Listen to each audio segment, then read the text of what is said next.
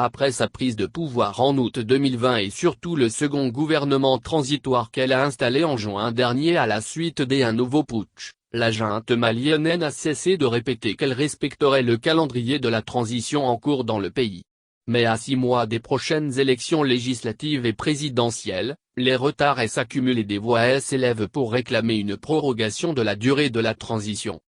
Depuis leur deuxième putsch le 24 mai dernier et l'accession de leur leader, le colonel Assimi Goïta, à la magistrature suprême, les militaires à la tête et l'État malien affirment qu'ils transmettront le pouvoir aux civils, comme prévu, en début des années prochaines.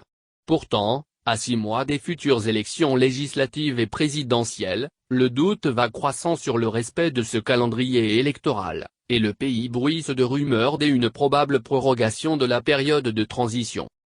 Très ambitieux, le calendrier et l'actuelle transition malienne prévoit la tenue d'un référendum constitutionnel le 31 octobre prochain, puis des élections locales et régionales le 26 décembre, et enfin, la présidentielle et les législatives le 27 février 2022.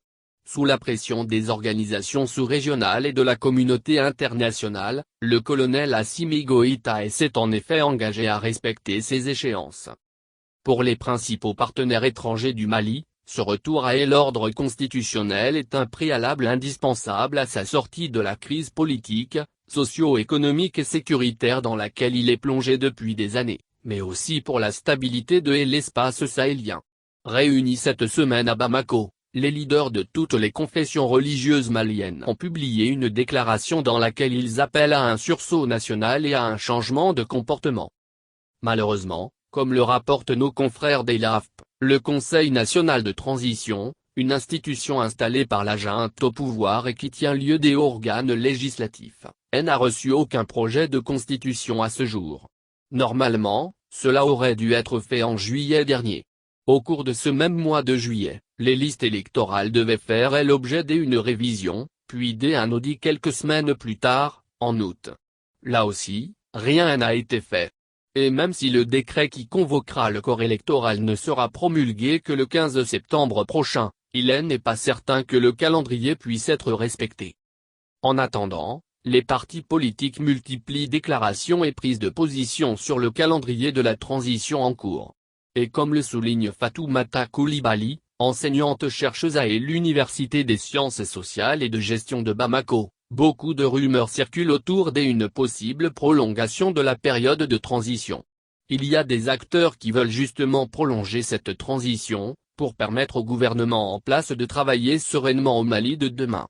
Et puis il y en a d'autres, surtout au sein de la classe politique, qui, pour des raisons politiciennes, s'opposent à toute idée de prorogation de cette transition. Ce qui renvoie aussi à la position des organisations sous-régionales et internationales qui exigent une transition courte, le retour du pouvoir aux civils et la reprise de la refondation de l'État malien. À titre d'exemple, les phares, les forces alternatives pour le renouveau et l'émergence de l'ancien Premier ministre Modibo Sidibé, ont signé un communiqué conjoint avec le PARENA, le Parti pour la Renaissance nationale, pour demander notamment le respect des échéances électorales. Mais de plus en plus de voix s'élèvent pour réclamer une prorogation de la transition.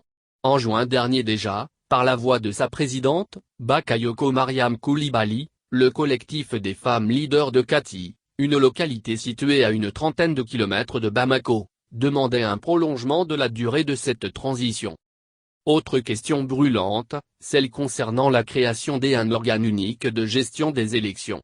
Annoncée fin juillet par le Premier ministre Tchogel Kokala Maïga, cette réforme qui fait partie du plan d'action gouvernemental, a été immédiatement récusée par la plupart des partis politiques. Ces derniers jugent irréalisable la mise en place de cette réforme, tout en accusant le gouvernement de vouloir passer en force. Une querelle qui symbolise la crispation et le sentiment d'immobilisme qui caractérise actuellement la classe politique malienne.